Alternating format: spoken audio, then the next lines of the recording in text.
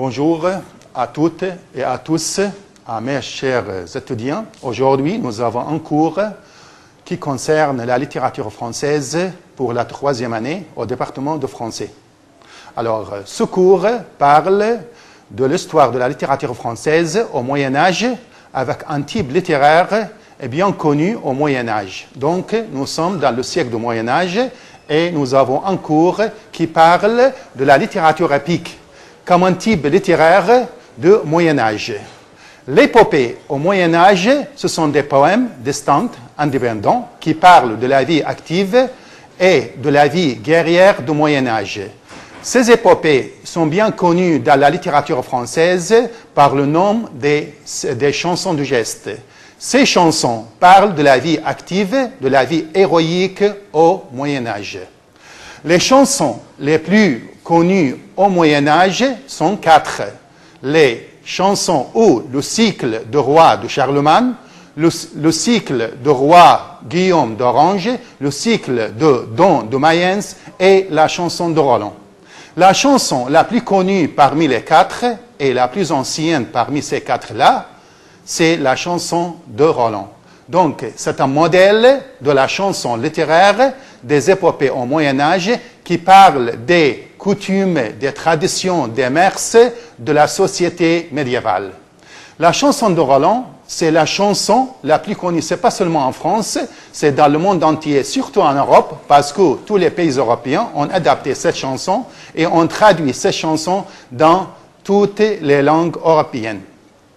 Donc, la chanson de Roland, elle est basée sur un fait historique qui parle de la guerre entre la France et l'Espagne et qui revient à la date de 15 août 778, lorsque le roi Charlemagne, le roi de la France, a attaqué l'Espagne et il a fait une guerre sainte contre les Sarrasins, ça veut dire les habitants de l'Espagne.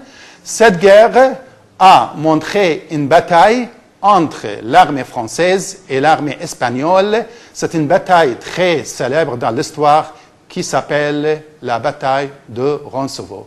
Dans cette bataille, tous les chevaliers français et même Roland, le héros de cette chanson, sont tombés morts.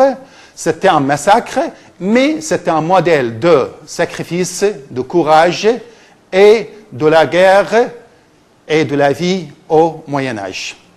La chanson de Roland, comme un type littéraire, elle comprend 4002 vers et elle comprend aussi 4 parties. La première partie, c'est la trahison de Ganelot. Deuxième partie, c'est la mort de Roland. Troisième, c'est le châtiment c'est la vengeance de Charlemagne.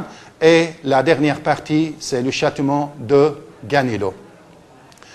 Cette chanson a montré un esprit littéraire et un esprit historique. Parce que cette chanson, elle est restée éternelle dans la mémoire des générations. Elle est restée éternelle dans la littérature du Moyen-Âge. La légende dit que Charlemagne, le roi d'Espagne, a attaqué, Charlemagne, le roi de la France, a attaqué l'Espagne pour faire une guerre contre les Espagnols, mais il a attaqué toutes les villes et il a réussi à prendre toutes les villes espagnoles, sauf Saragosse. Il est arrivé à Saragosse, mais il a trouvé une grande résistance. Alors, le roi de Saragosse, qui s'appelle Marsile, a envoyé un message pour demander la paix entre la France et l'Espagne. Mais malheureusement, il y a une trahison de Ganelot. Alors, c'est l'ambassadeur de Charlemagne qui a trahi la France et qui a causé le massacre et la mort de tous les chevaliers français dans un passage qui s'appelle Roncesvalles entre l'Espagne et la France. Donc, cette chanson a montré un modèle littéraire qui a permis à la littérature française d'être bien connue dans le monde entier parce que cette chanson a montré des modèles de courage, de vaillance, aussi a donné des chevaliers qui sont au service du roi au service de la terre, la France, au service de Dieu et au service de la religion.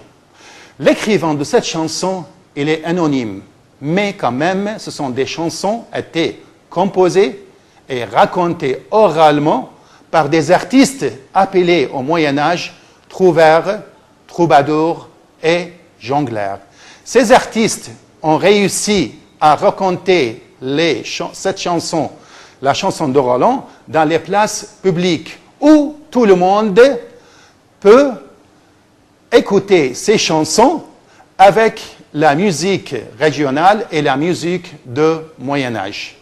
Donc, la littérature épique est basée sur ce fait historique et la chanson de Roland devient toujours un type éternel de la littérature française au Moyen-Âge. Mais quels sont les détails de cette chanson? Quels sont les détails des événements historiques? Quels sont les personnages de cette chanson?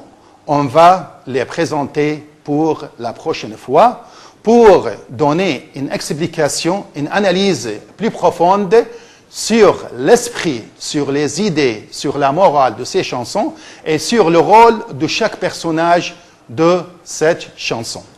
Merci de m'avoir écouté et pour la prochaine fois, pour accomplir cette chanson la plus connue et la plus ancienne au Moyen-Âge et même la plus connue dans la société médiévale et même dans la littérature française.